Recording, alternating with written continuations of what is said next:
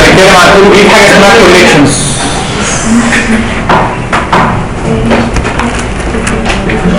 طيب ايه الكوليكشنز؟ الكوليكشن بالظبط لايك اري، هي نفس الاري بس جت عشان تحل المشاكل بتاعت الاري. كانت اول مشكله عندي في الاري كانت عباره عن ايه؟ ان هي فيكسد سايز، مش اوت سايز، لا فيكسد سايز. معنى كده انت لازم وانت بتيجي تعمل ديكلير او تعمل شرايط اري اول حاجه بتفكر فيها ان انت تبدا تعمل انشرايط اري تحط لها سايز. فجت الاري بتاعتي عباره عن فيكسد سايز.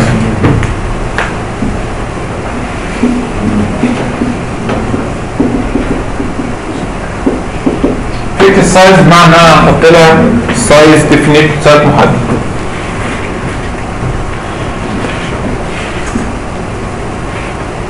تمام.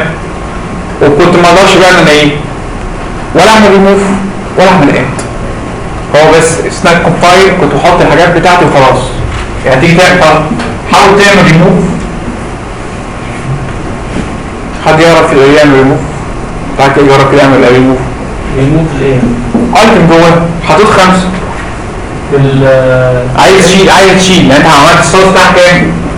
3 عايز تخليه 2 كده جوه 3 ايتمز عايز اخليها 2 ايتمز. عايز ابدا ازود سي 4 هي فيكس السايز خلاص. ما انت ما عندكش انت اوفر رايت يعني تحط مكان، يعني تشيل حاجه تحط مكانها. انما لما ما كنتش عندك اري انت تعمل اد نيو او تعمل ايه؟ ده كان صعب جدا في الاري. ممكن اخلي الاري يكون مبالغ ويشاور على اري ثانيه. اوكي ماشي ما عنديش مشكله. انا بتكلم فيه ان انا دلوقتي فيش بتاعت الاري انا كنت فيكس سايز انا احط 3 كمان. حاجه من ضمن الحاجات اللي كانت في الاري بتاعتي ان انا كنت اقدر ان انا اعمل ما اقدرش اعمل اد ولا اقدر اعمل ايه؟ اقدر اعمل ريموف. تمام. كمان الاري كانت عباره عن سيم فاليوز، ان هي كل الاري بتاعتي كانت عباره عن ايه؟ عن سيم فاليوز. لو انت مخزن حاجه من نوع سي انتجر فالاري بتاعتنا كلنا مخزنين حاجه من نوع ايه؟ من نوع سترينج، فكل حاجه من نوع ايه؟ سترينج. ما اقدرش اخزن فيها حاجه انتجر، ما اقدرش اخزن فيها حاجه من نوع ايا كان سترينج، لا. جت الكوليكشن وعدت كل العيوب دي. الكوليكشنز عامه عباره عن نفس الاري اللي بتخزن ايه؟ بتخزن مجموعه من الفايل بس كل الفايلز من ايه؟ ان سيم تايب. نفس الحكايه الكوليكشن عباره عن كونتينر، الكونتينر بتخزن مجموعه من الفاليوز بس ما اشترطتش ان المجموعه من الفاليوز دي يكون كلهم ان سيم تايب. يبقى الكوليكشنز هي لايك اري. تمام. بس احنا قلنا في الاري بنخزن كل مجموعه من الفاليوز، كل فاليوز من سيم تايب من نفس النوع. نفس الحكايه الكوليكشنز عباره عن كونتينر ده بيخزن مجموعه من الفاليوز بس انا ما اشترطتش ان المجموعه من الفاليوز دول يكونوا كلهم سيم تايب. معنى كده ان الاري او الكوليكشن ممكن تخزن اي حاجه في اي حاجه. تخزن انتجر شغال، تخزن سترينج شغال، تخزن اوبجكت شغال. اوبجكت بمعنى ان انا ممكن اخزن فيها امبلوي. طب امبلوي ده فيه نيم وفيه سالري وفيه ايميل وفيه موبايل، فانت عندك اري تخزن فيها امبلوي. الاري ينفع تعمل اري اوف امبلوي، يعني ينفع تعمل اري اوف اوبجكتس. يعني ممكن تقول له امبلوي اوف مثلا كذا اسم كذا بيساوي نيو امبلوي بس اري. تمام. فاول حاجه حليناها عامه في الفيكس سايز ان هي كانت عباره عن ايه؟ عن اوتو سايز. تقدر تعمل اد اند ريموف بسهوله جدا.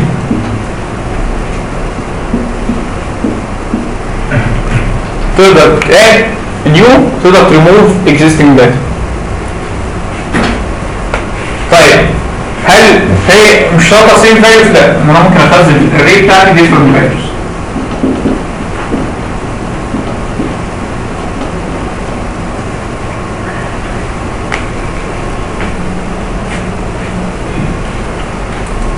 يعني ممكن تخزن في اندكس عامه. طيب لو كنت بتعمل اري في اندكسر تمام بس كنت بخزن عن طريق اندكسر، كنت بقول له اري اوف كذا خزني مثلا 1، اري اوف 2 خزني مثلا سي 5. تمام. هنا هنتعامل عن طريق فانكشنز. فانكشن هتبدا تضيف بيها، يعني هتلاقي عندك فانكشن اسمها اد بتضيف فيها نيو ايتم جوه الكولكشنز. تمام. هو الجيتر اللي انت لما تيجي جيت لا زي ما انت كنت في الاري برضه بتقول اري اوف كذا عشان تطلع لك الفاليو جواك. هو ممكن في الجيتر عامه او في حته ان انا سيت او جيت فاليو الكولكشن بتعامل برضه عن طريق عن طريق الاندكسر. فانا بس في طريقه الاد في الكولكشن بتعامل شويه فانكشنز. في الجيتر انا ممكن اجيتها عن طريق ايه؟ جيتها عن طريق اندكسر. هنبدا نشوف ايه الحاجات دي كلها. طيب هو يقول لك هنا في طيب الكولكشنز عامه هتلاقي الكولكشن عامه شباب بنستخدمها كتير لما نيجي نتعامل مع الداتابيز. تمام. هتلاقي ان انا عايز اجيب تيبل كامل والتيبل كامل ده عايز اتعامل بيه مع بيه جاب بروجرامينج. انت لما تخزن تيبل في الداتابيز وعايز التيبل في الداتابيز ده تتعامل مع بروجرامينج لانجوج از جافا بقى. فانت عشان تجيب تيبل كامل وتخزنه عندك هنا هتخزنه عن طريق حاجه اسمها كولكشن عشان اقدر اتعامل معاه كجافا بروجرامينج. يبقى هو موجود از تيبل في الداتابيز بس موجود از بروجرامينج لانجوج از كولكشن. هنشوفها عامه كتير. طبعا كل اللي انا قلته في البيم ستارت ابي انا قلته ده. طيب ادي كل الكولكشن اللي بتعمل معاها. عندي حاجه اسمها كولكشنز، عندي حاجه اسمها سيت، وعندي حاجه اسمها ليست، وعندي حاجه اسمها كيو، وعندي حاجه اسمها سورت ليست. طبعا مش هقدر اعدي على الليسته بتاعت حاجات والكيو بتاع حاجات وسط حاجات. انا هاخد اشهر نوع من كل واحد ده بتعامل مع بيه او الناس كلها بتتعامل معاه وانت عليك قدرتها ايه؟ انت بتتعامل مع حاجه ثانيه. فعامة كل الكوليكشن دي عبارة عن كل كلمة عبارة عن انترفيسز. انترفيس مش معنى واحد سي اي، انت فاهم انترفيس عبارة عن حاجة لها كلاس تمام بس مالهاش ايه؟ مالهاش امبلمنتيشن. طيب يجي سؤال يقول لك هو انا ينفع اخد من انترفيس اوبجكتس؟ لا الانترفيس ما ينفعش ان اخد من الاوبجكت. ابستراكت كلاس والانترفيس ما ينفعش ان انا اخد من ايه؟ اخد من الاوبجكت. فكل الحاجات دي عبارة عن انترفيسز. كل الحاجات دي عبارة عن انترفيس. فانت عشان تيجي تعمل كوليكشن من نوع معين فانت عندك حاجه اسمها سيت وليست وكيو وعندك حاجه اسمها سورتد ليست. ايه الفرق؟ هنبدا ايه؟ ناخد كل واحده بس انا عايز اعرفك ان السيت والليست والكيو والسورتد ليست عباره عن انترفيس. تمام؟ دول عباره عن كوليكشنز. كوليكشن بمعنى ان انا بتعامل باضافه الداتا عن طريق حاجه اسمها فانكشن اسمها ايه؟ فانكشن اسمها اد. تمام؟ طيب ايه الفرق بين وفي عندي بقى حاجه اسمها ماب اند سورتد ماب. ايه ماب وسورتد ماب دول؟ ده بيتعامل عن طريق حاجه اسمها كي اند فاليو. كي اند فاليو. ايه كي اند فاليو بنجيبها؟ بس كل واحده بتعرفوا دلوقتي انا هتعامل عن طريق كولكشنز اند تو فانكشنز. واحده بالاد وواحده بالجيت. لايك الاري بالظبط، انا كنت باد فيها بالاندكسر وجيت برضه بالاندكسر. لا في الكولكشن انا هتعامل عن طريق حاجه اسمها اد، فانكشن اسمها اد عشان اضيف ايتم جوه الكولكشن بتاعتي. تمام؟ طب عشان تجيت هتلاقي برضه عندك فانكشن اسمها جيت عشان تجيت برضه هتتعامل عن طريق ايه؟ الاندكسر عادي جدا. تمام؟ اما يجي الماب حاجه من نوع الكولكشنز. ماب حاجه من نوع الكولكشنز. تمام؟ بس كل اللي انت اللي بتعمله اذا كان هنا بتضيف عن طريق حاجه اسمها اندكسر في طريقه الاضافه وطريقه الريتيرن، هنا بضيف لازم اضيف انا الكي. ثم كل تيجي لما يجي تعمل مع داتا بيس كنت بحط كولوم كده اسمه اي دي. تمام؟ الاي دي ده هو عباره عن ريفرنس للرو كله. يعني اقول له اي دي رقم واحد فيجيب لك كل بيانات الاي دي رقم ايه؟ واحد. زي ما اقول له رقم البطاقه بتاعتك فانا عرفت رقم البطاقه فانا ببدا اجيب كل البيانات بتاعتك. فانت ما تضيف ايتم جوه ماب بتضيفه عن طريق حاجتين، لازم تضيف كي ولازم ايه الكي؟ الكي ده اي حاجه، يعني ممكن اقول له واحد ممكن تحط واحد ده تحط بقى الفاليو بتاعته بيانات كتير. ما تيجي تجيب الفاليو بتاع البيانات بعد ما انت حاطه دي فبتعرف نجيب ايه؟ الكي بتاعه. ما نيجي برضه نتعامل معاها نبدا ايه؟ نبدا نشوف.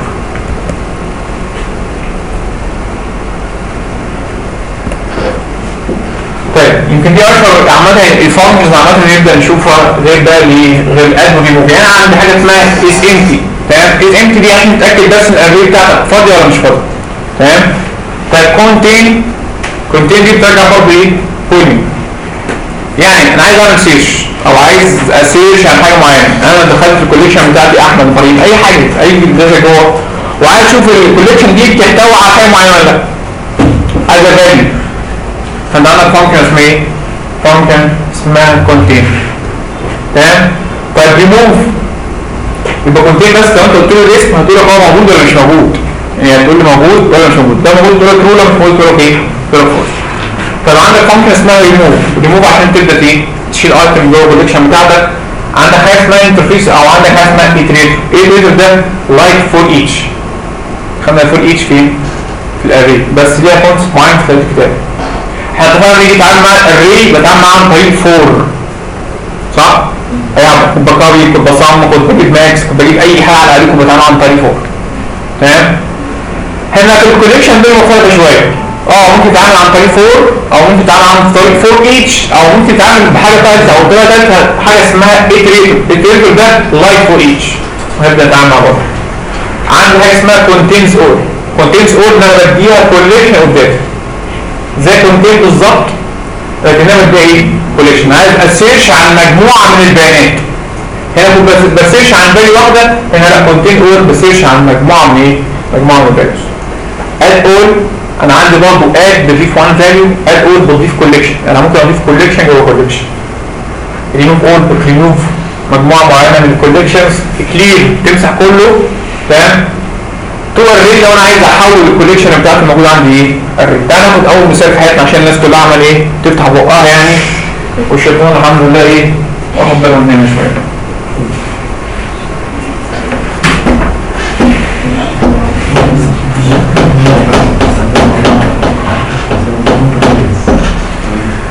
تعالى نتكلم في الانتريشن دي. عنده اشهر حاجه اسمها ايه؟ اسمها ليست. تحت ليست شباب مجموعه من الانترفيس ده. عندي حاجه اسمها اري ليست، وعندي حاجه اسمها ديكت، وعندي حاجه اسمها ايه؟ لينكد ليست. هتلاقي اشهر حاجه بنستخدمها عندنا حاجه اسمها ايه؟ الاري ليست. الليست عباره عن كوليكشن ده بقدر اضيف مجموعه من البيانات. تمام؟ بس هو الكوليكشن بتاعي ممكن يكون فيه ايه وحيد ان هو بيسمح ليا بالدوبليكيشنز. انا ممكن اضيف داتا متكرره عادي. اضيف داتا متكرره عادي. تمام؟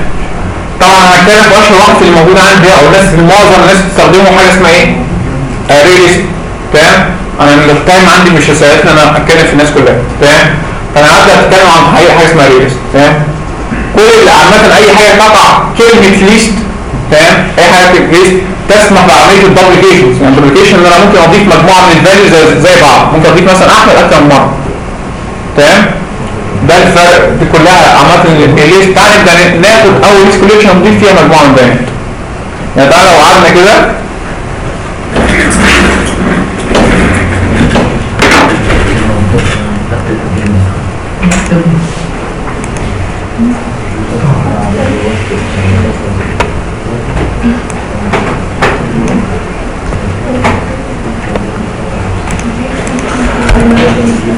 بص يا شباب. طيب انت ممكن تستخدم الليست از الحاجه اللي انا هعملها دلوقتي. ممكن عندك كلاس اسمها ايه؟ عندك كلاس اسمها array list.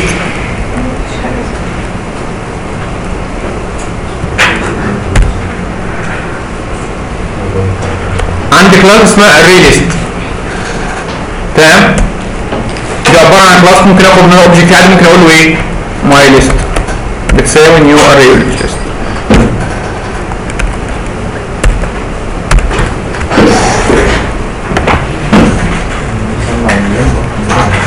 طيب انا عايز ابدا اضيف في الليست دي مجموعه من الفاليوز. فانت ممكن تيجي تقول له ايه؟ my list دوت. عندك فانكشن اسمها ايه؟ بتاخد ايه بقى؟ تاخد objects. يعني ايه objects؟ يعني string، يعني time، يعني empty، يعني integer، يعني double. اي حاجه تحت object كده، اي حاجه.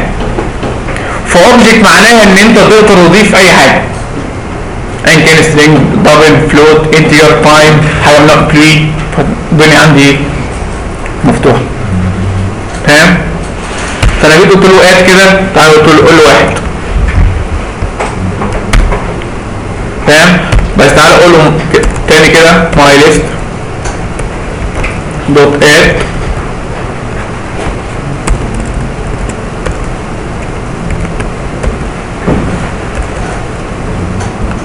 سيتو. او تعالى اقول له my list دوت اد وضيف له حاجه من نوع ايه؟ string وليكن ch.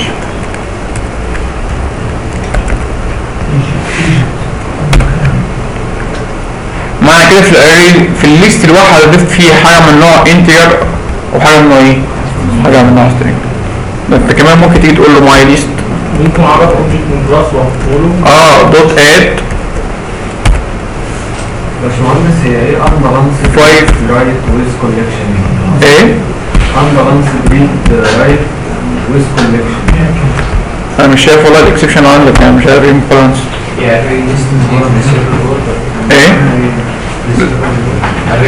built in classes هتلاقيها موجودة باكت اسمها جافا دوت يوتيوب. انا مش عارفهم كده ولمبر ايه؟ لمبة كده وعليها علامة عدل. دي يعني الموجودة دي؟ لا سكيب عادي مش ايه خالص. عادي مش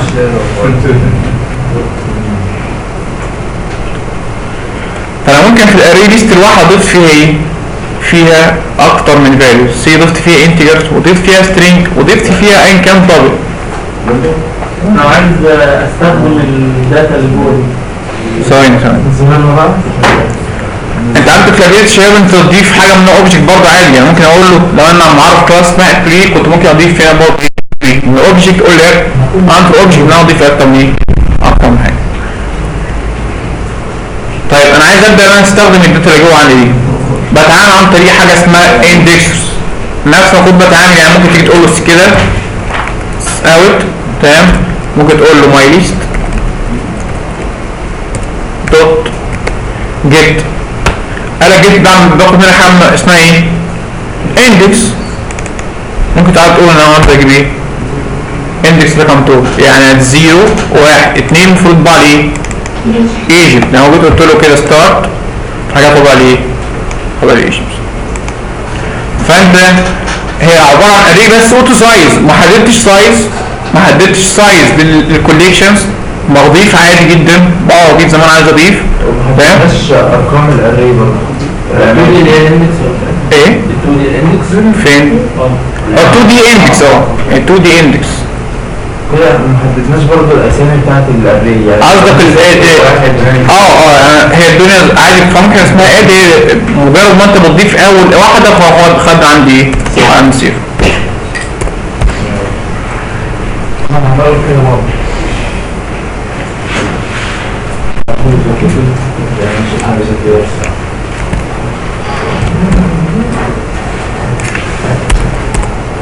انا اصلا مش عارف كلمه كلمه 2 دي رقم يعني مثلا ايه؟ كلمه 2 دي رقم عارف ايجيبت فين بتاع ايجيبت هو حاجه غريبه بس ابحث عنها. عادي يقدر يقول لك كونتينز. ده يا شباب ايه؟ ثواني بس نتكلم عن قول انت عايزه. طيب انا عايز اطبع عناصر الكوليكشن كلها. تمام؟ عايز اطبع عناصر الكوليكشن كلها. عشان تقدر تطبع اي ايتمز فانت عندك حاجتين.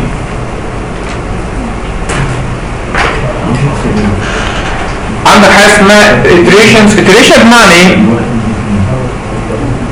iteration بمعنى دوران. تمام؟ هو انا ابدا اعمل زي اللوبنج عامه او ابدا اطلع كل البيانات عامه. فانا عندي طريقتين عشان ابدا ان انا اطلع كل البيانات الموجوده جوه الكوليكشن بتاعتي. عندي حاجه اسمها iterator دي انترفيس وعندي حاجه اسمها for each.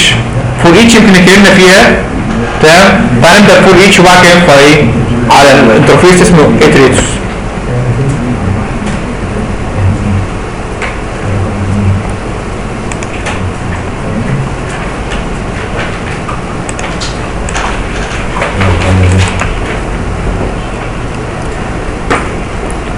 طيب عشان ابدا ان يكون عندي اقوى عناصر الكوليكشن بتاعتي فانا عندي حاجه اسمها ايه؟ فور ايتش بتاعتي ان احنا ايه؟ نبدا نتكلم فيها. طيب اتفقنا فور ايتش بتاخد مني اول حاجه نوع الاليمنت. طيب نوع الاليمنت اللي جوه ده عباره عن ايه؟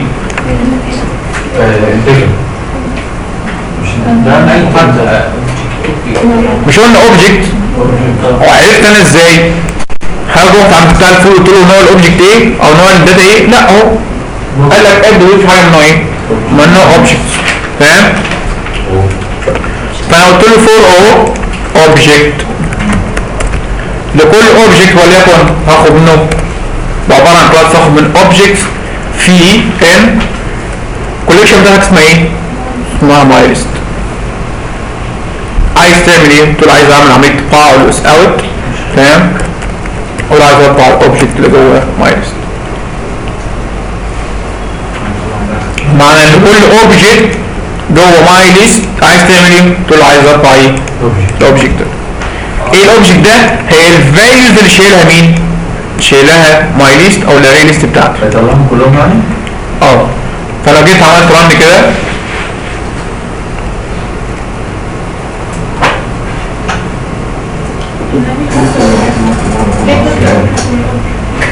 عشان الاوبجكت ده كلاس خدته منه اوبجكت ده الاسم، زي ما كنت بتقولي سترينج اس، زي ما كنت بتقولي انتجر اكس، نفس الحكايه. از كلاس خدت منها اوبجكت اسمه اوبجكت، عادي ممكن تسميك او ولا او.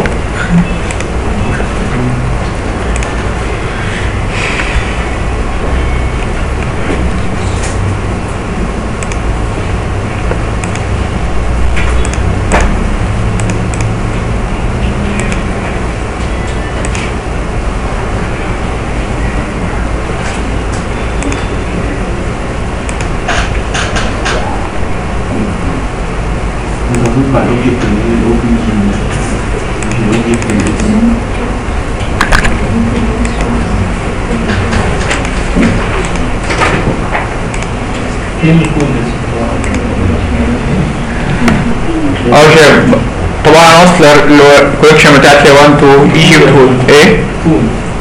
فود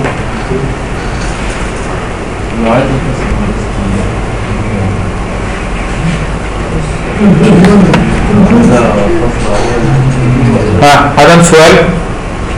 لو عايز اجمع ليست، عايز ايه؟ ليست مع بعض. ايه ما ليست مع بعض؟ يعني بدل ما اكون ليست دوتات واحد كلهم في سطر واحد. عايز ديفرنج انت ممكن تيجي تقول ماي ليست دوت اد، في عندك حاجه اسمها اد كوليكشنز، اد اول، بس ده هتضيف برضه كوليكشنز. عشان نعمل ايه؟ عايز اضيف كلهم في وان لاين، عايز اضيف كلهم، لازم اضيف اد اول، اضيف برضه حاجه منها كوليكشنز. فانت لازم تعمل كوليكشن عشان تقدر تضيف برضه ايه؟ يعني لازم تعمل الحاجه دي كلها، ما عندكش مجموعه مع بعضها، لازم تضيف كوليكشن وبعد كده ايه؟ او لازم تعمل اد، او ممكن تعمل كوليكشن زي كده ترجع تضيفه في كوليكشن تاني.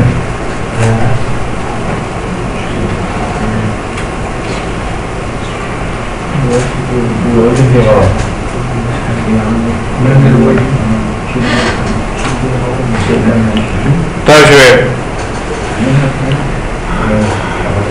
انا خدت فانكشن اسمها اد وعندي فانكشن اسمها جيت وخدت فور ايتش، تمام. في تاني حاجه عشان انا ابدا اعمل اتريشنز، يعني كده انا عملت اتريشن او لفيت على عناصر الاري ليست بتاعتي، عندي بعد كده حاجه اسمها اتريتور، عندي انترفيس اسمه اتريتور، تمام. لو انا قلت له كده ماي ليست دوت اتريتور،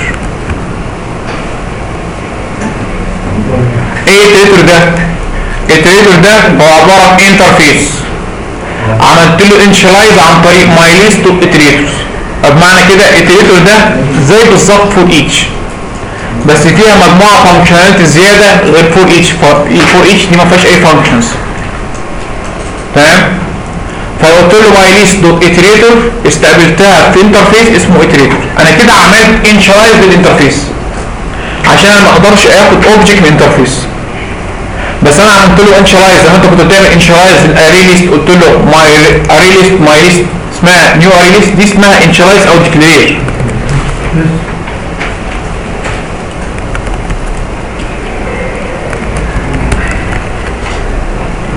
تمام. الحاجه دي ما كنتش اقدر اعملها مع الانترفيس، بس في شويه فانكشن جوه الانترفيس كده عايز يكون عندي ابيلتي ان ابدا استخدمها. طب انا استخدمها ازاي؟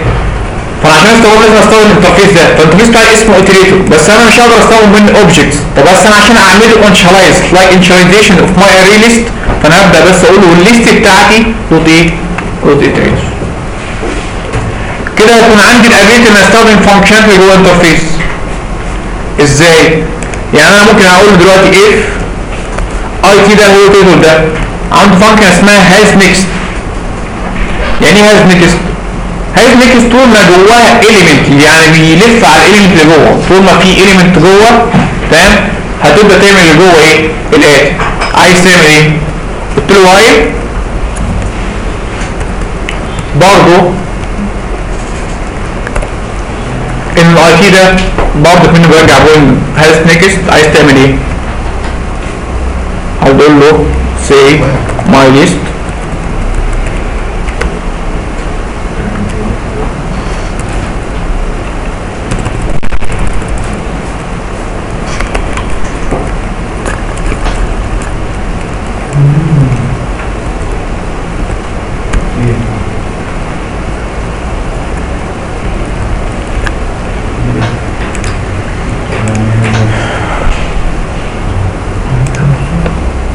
فممكن تأكد الحته ده يا باشمهندس؟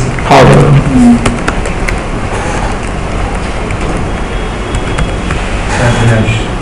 تاني انا اقول الجريدر كده. طيب انا عايز اعمل في طريقه ثانيه غير فور اتش. فور اتش دي غيرها حاجه اسمها اتريتور. ايه اتريتور ده؟ الاتريتور ده عباره عن انترفيس عشان اقدر الف على عناصر الكوليكشن بتاعتي.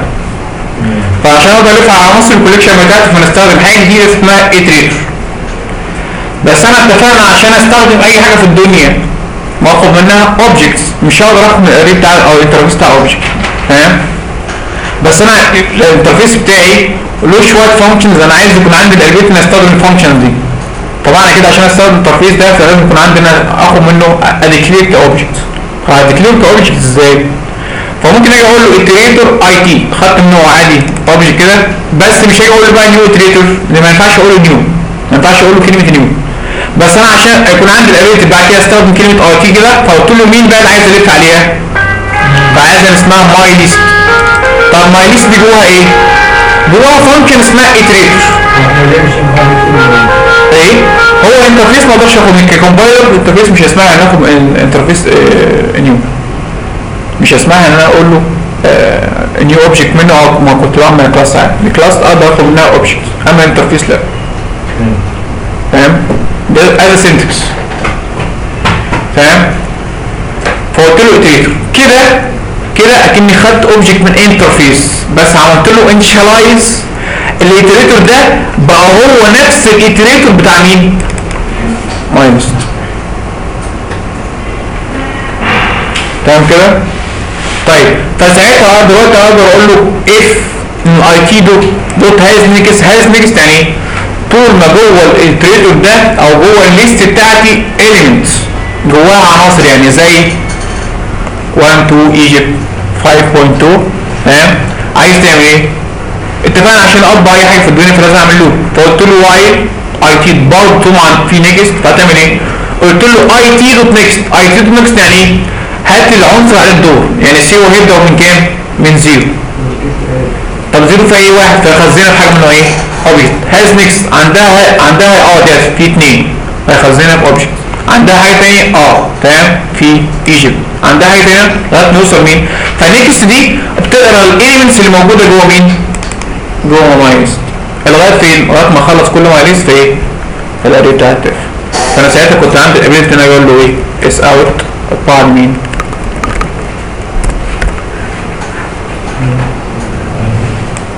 وحفظها في الميموري في مكان اسمه الاوبجكت. كده عملها في الميموري اكنك عملت اوبجكتس.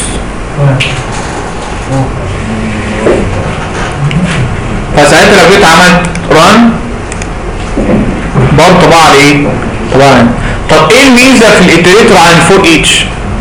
حاجه اسمها النافيجيشنز. يعني ايه نافيجيشنز؟ ما نيجي نتكلم برضه في اليو اي. ما حطيتش اس تحت ايه؟ اوبجكت او ايكوال دوت نيكست على طول ما حطيتش اس. ما حطيتش ايه؟ ما حطيتش اس جنب نيكست.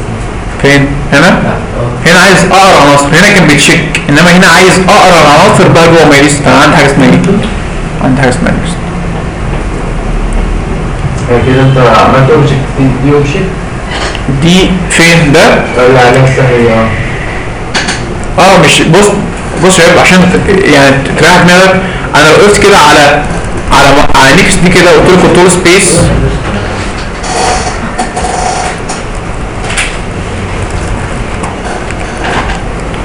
شوف قال لك ان النيكست دي بتتم ايه؟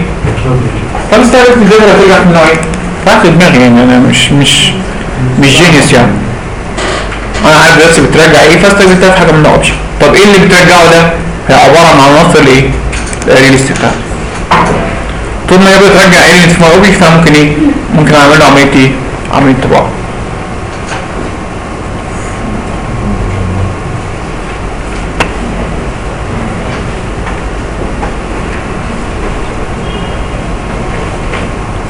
طيب ايه الميزه في الاتريتور عامه؟ ان هو عنده حاجه اسمها نافيجيشنز. يعني ايه نافيجيشنز؟ اقدر ان انا اعمل باك وفورورد. يعني انا اقدر اعمل نيكست وباك، يعني انا اقدر اتحكم في عناصر الاري. انا ممكن اقول له ايه؟ لا اطلع نيكست، لا ارجع ايه؟ ارجع باك. يعني مثلا مثلا عايز اقرا 5.2 بس في نفس اللحظه عايز اكون ارجع ايه؟ ارجع تاني باك ورا ايه؟ ورا ايه؟ مش هقرا سيكونس، لا انا عايز ان انا فورورد وباك. تمام؟ فعشان تعمل حاجه زي كده بتعملها بالاتريتور. نستخدمها فين؟ ابني ساعات في الديسكتوب ابلكيشنز انا عايز اعمل نيكست فيجيب لي داتا ايه؟ اللي في الداتا بيز. باك فيجيب لي باك تاني، يعني 1 و2 دي يقرا 2 وعايز ارجع ايه؟ واحد او يعرف بيانات واحد. فلما نيجي نتكلم في الداتا بيز عامه هنتكلم في الاتريتور برضه ايه؟ شويه. بس انا كنت عايزك تعرف في الاتريتور طريقه انشرايز الاتريتور عامه. طريقه انشرايز اتريتورز. طيب عامة دي طريقة تانية. ها؟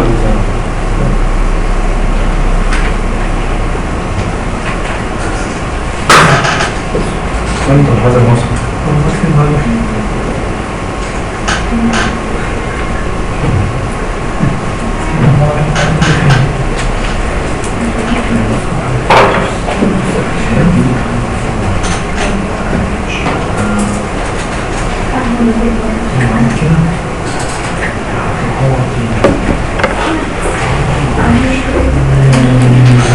طيب من ضمن الفانكشن موجودة عندي في الكوليكشنز عامة عندي فانكشن اسمها كونتينز.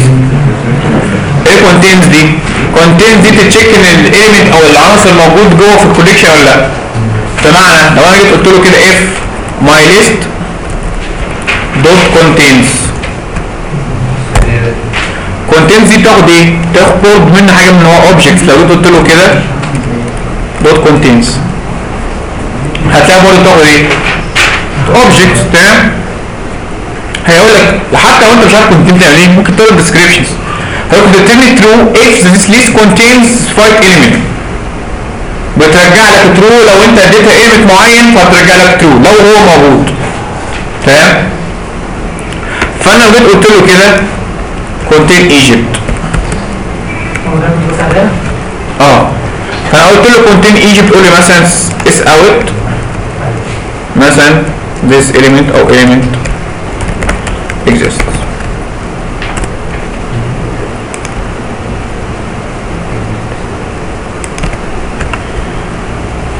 element ده موجود. لو انت تقول رايت كليك كده او سيف تمام. فطبعا تحت ايه؟ element exists لان Egypt اصلا عنصر من ضمن العناصر موجوده فين؟ في الاري ليست بتاعك. تمام؟ طيب من ضمن الفانكشن الشهيره جدا برضه جوه الكوليكشن عندي ماي ليست دوت ايه؟ ريموف. هو كده بتعمل ديليت من الاري ليست بتاعتي. تمام؟ عندي اوفرلودنج للريموف. عندي بتاخد باي اليمنت او باي فاليو وباي ايه؟ وباي اندكس.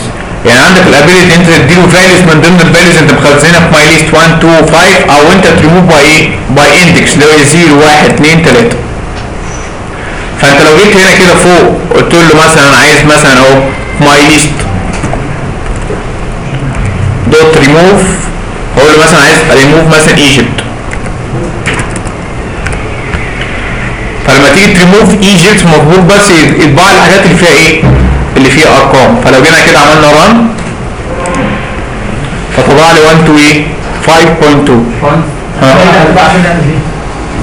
لو انا حسبت حاجه الاندكس هيتغير بقى ولا ايه؟ طبعا. يعني الاندكس Both sides. 10 ده الاندكس بتاعه 2 both sides.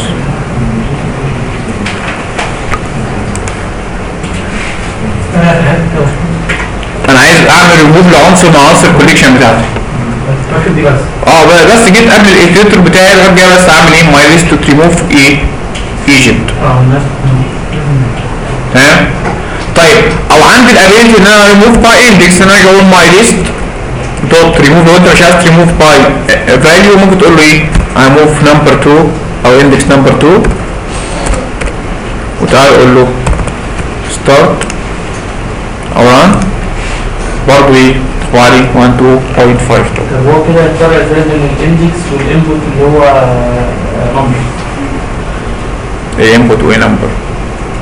يعني ده 2 دوت اندكس. طب ما انا لو مسجل او لو عامل اد لانبوت رقم 2 هيتغير يعني. ايوه ما هو انت ده اندكس وانتجر، ايه المشكله؟ مش ده فاليو، هو عنده حاجتين،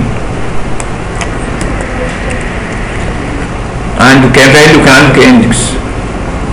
الفاليو اندكس لو انت بتفعل لو هي كانت في 2 ف 2 2 لان ده في نمبر اندكس 2 وعنده فاليو 2، فانت شلت الفاليو شالك البتاع كلها، شلت اندكس شالك نمبر رقم 2. انا مسجل رقم 2 رقم 2 عايز شيله وريموف 2. اسف ما ينفعش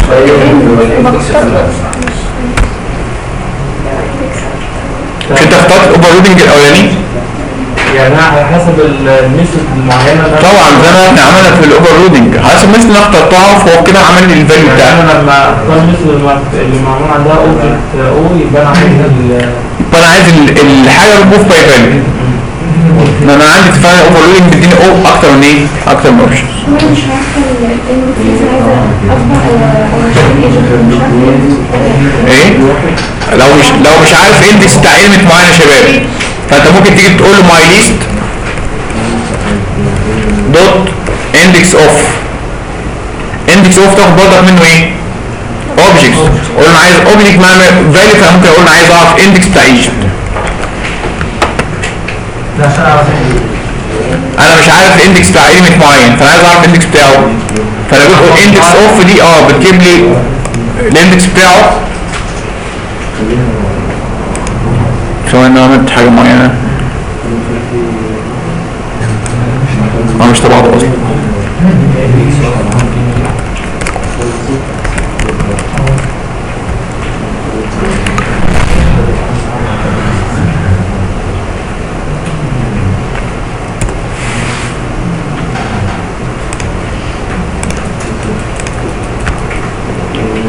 طلع لي كام اهو؟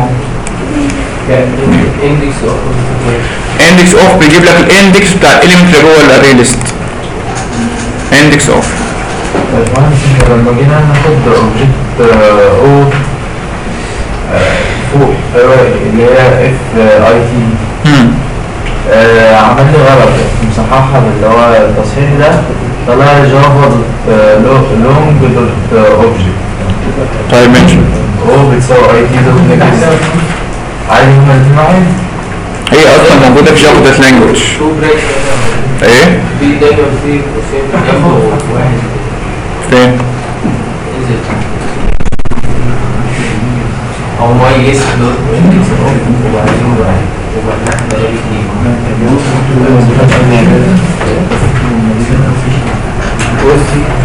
في واحد زياده في ده مش زياده، ده بتاع ده انا وقفت عليه علمني اهو، لو وقفت على ده علمني يعني. حد عنده سؤال؟ طيب يا شباب عملت لي اري ليست، انا ممكن اجي اقول له ايه؟ بدل ما اقول له ليست اقول له بس كلمه ايه؟ ليست. ايه ليست دي؟ اتفقنا ان الليست دي عباره عن ايه؟ انترفيس. انترفيس عشان اعمل له انشلايز ما ينفعش اخد منه اوبجكت، بس انا عملت له initialization عن طريق حاجه اسمها ايه؟ array list. اتفقنا كل الكوليكشنز عباره عن ليست، هو عباره عن انترفيسز. الانترفيس ما ينفعش اعمل ليها ديكلاريشن غير من خلال اوبجكت اوف كلاسز. زي ما انا عملت ماي ليست دوت ايتريتورز، فانا عملت ايه؟ نيو اري ليست. طب في ايرورز اشوف موجوده في انهي لايبرري، يعني اقول له ليست كده عشان تلاقوا هتلاقيهم كلهم اصلا موجودين في جافا دوت يوتل، فريح دماغك وريح دماغي انا كمان واقول له جافا دوت يوتل دوت استريك عشان يجيب لك كل حاجه جوه يوتل. ما انا عارف اللي هي بتاعت كونتينز. نعم كونتينز يعني لو حاجه مش موجوده طلعها ازاي؟ تطلع رساله حمراء. يعني رساله حمراء يعني في الرقم ده يعني عايزين نعمل ايه؟ طب ما تعمل ايه اهو.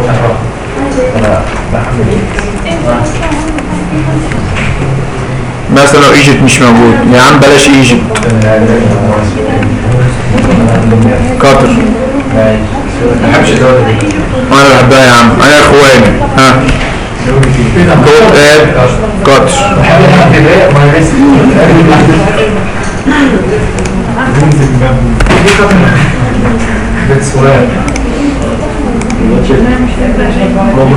اشتغل ما طلعش ايرورز. تعال اطبع العناصر بعد كده اهو. خد الايتريتور ده، خد الايتريتور تحت كده، تحت الكونتينز دي كده، قول له ران فايل. طب مش ينفع نعمل ثواني بس، ايه ثواني بس شوف الايرور وبعدين نبقى نتكلم. اهي ناصر اهو، لو انا عملت رن كده طلع لي قطر فين من ضمن الحاجات بتاعتي ايجيبت 1 2 ايجيبت لغايه اخر اندكس عباره عن ايه؟ عباره عن قطر. دلوقتي انا عاوز انس يعمل لي سيستم اوت برنت نوت اكزيست. نحط يا عم في ايه ستيت نوت اكزيست؟ ايه حط كده اس اوت